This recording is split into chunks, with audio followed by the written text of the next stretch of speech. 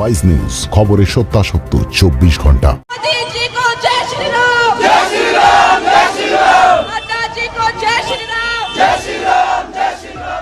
গাড়িতে দাঁড়িয়ে হাতে মাইক নিয়ে কঙ্গনা গলায় একটাই সুর, আমি মান্ডির মেয়ে, মান্ডির হয়ে ভোটে দাঁড়িয়েছি।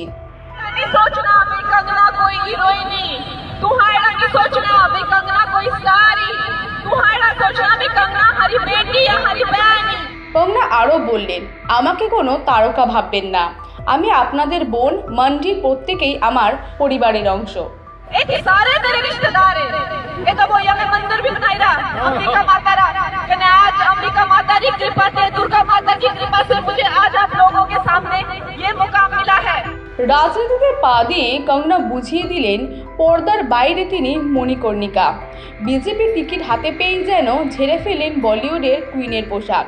আর হিমাচল প্রদেশে নিজের কেন্দ্রে পা দিয়ে একটাই হুঙ্কার, আমি মান্ডির মেয়ে। শুক্রবার সকালে মান্ডিতে পৌঁছে প্রথম ভোট প্রচার শুরু করলেন কঙ্গনা।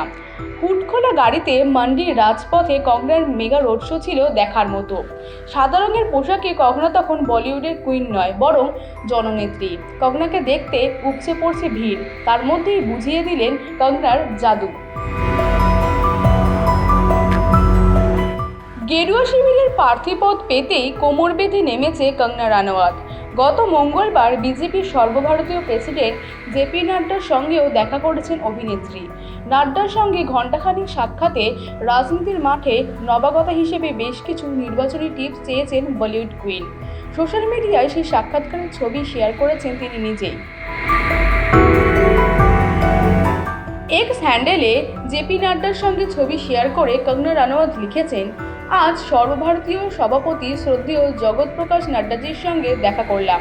উনি যেভাবে আমাকে পথ দেখালেন এবং সমর্থন করলেন তার জন্য আমি কৃতজ্ঞ।